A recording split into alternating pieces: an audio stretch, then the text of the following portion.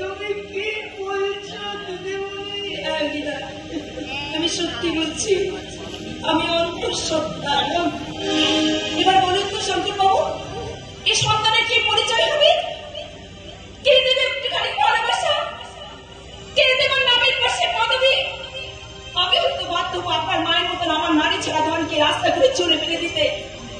সে হবে সমাজের এক চঞ্চল, সে হবে একটা সরকার মুস্তান। বলুন তো শঙ্কর বাবু, যে জীবনের প্রতি আপনার এত বিতৃষ্ণা, এত ঘৃণা, সে একই জীবন কি করে একটা নিষ্পাপ নিষ্কলঙ্ক শিশুর মতোই চাপিয়ে দিলেন? জানি না ম্যাডাম, জানি না, আমি কিচ্ছু জানি না। জানেন না যখন তখন আনেন কেন? সর্বশক্তিমান ঈশ্বর মানুষকে পৃথিবীতে পাঠিয়ে মানুষের উপকার করবার জন্য, তাহলে ক্ষতি করবার জন্য নয়, সামান্য কিছু টাকার জন্য আপনি আমার স্মৃতিতে যে কলঙ্কটা লাগিয়ে দিচ্ছে। আজ আমি তাতে অনেক বেশি টাকা দিচ্ছি, বুঝে দিয়ে বিষয় কলঙ্কের কালি। কিন্তু সে ক্ষমতা কি আমার আছে? আছে। কি করে? দিদিমণিকে বিয়ে করে তাকে সিঁদুর পরে স্ত্রীর মর্যাদা দিয়ে। আমি তোমাদের চেয়ে বয়সে অনেক বড়, তাই বলছি, তুমি যে দিদিমণির সম্মান দিদিমণির কাছ থেকে কেড়ে নিয়েছো, সেই সম্মান তুমি মর্যাদার সঙ্গে ফিরিয়ে দিতে পারলে তোমার মহাপাপের প্রায়শ্চিত্ত হবে। মহাপাপের প্রায়শ্চিত্ত। কিন্তু কি করে সম্ভব? আমার চাল নেই, চুলো নেই, আমি যে অন্ধকারে হারিয়ে যাওয়া একটা মানুষ।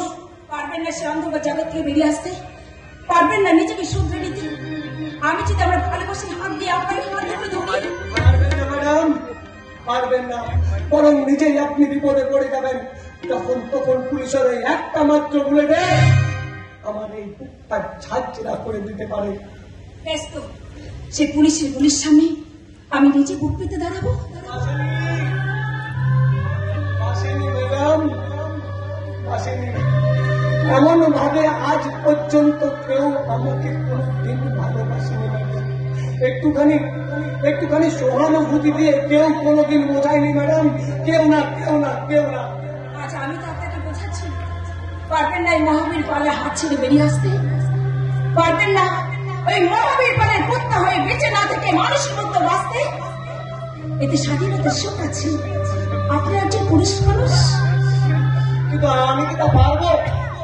দস্যুরা তিনি বাল্মীকি হয়ে রামায়ণ রচনা করতে পারেন, বোকা কালিদাস থেকে মহাকবি কালিদাসের সবুজতলা রচনা করতে পারেন। আপনি পারবেন না আমার হাত ধরে জীবনের কাব্য রচনা করতে?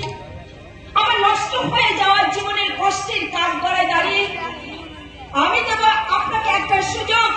এবার বলো কলির কালপুরু, তুমি দিদিমণির সম্মান দিদিমণিকে ফিরিয়ে দেবে, না একটা স্থানকে পৃথিবীতে নিয়ে আসবে? বলো শঙ্কর, বলো। হেরে গেলাম ম্যাডাম, হেরে গেলাম। সারা জীবন শঙ্কর বস্তান ছুটতে আজ হেরে গেছে ম্যাডাম। আমি আপনাকে কথা দিচ্ছি ম্যাডাম, আপনার হারিয়ে যাওয়া সম্মান আমি আপনাকে ফিরিয়ে দেবো ম্যাডাম। আপনার হারিয়ে যাওয়া সুখ আমি আপনাকে ফিরিয়ে দেবো ম্যাডাম।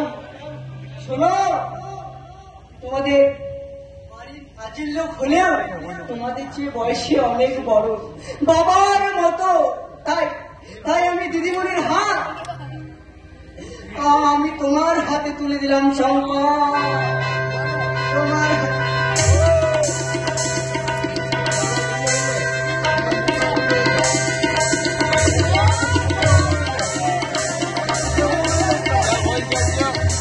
মনে রেখো শঙ্কর, তুমি আমাকে কথা দিয়েছ নিজেকে পাল্টে ফেলা, সে কথাটা রাখার চেষ্টা করো শঙ্কর, চেষ্টা করো। আমি তোমাকে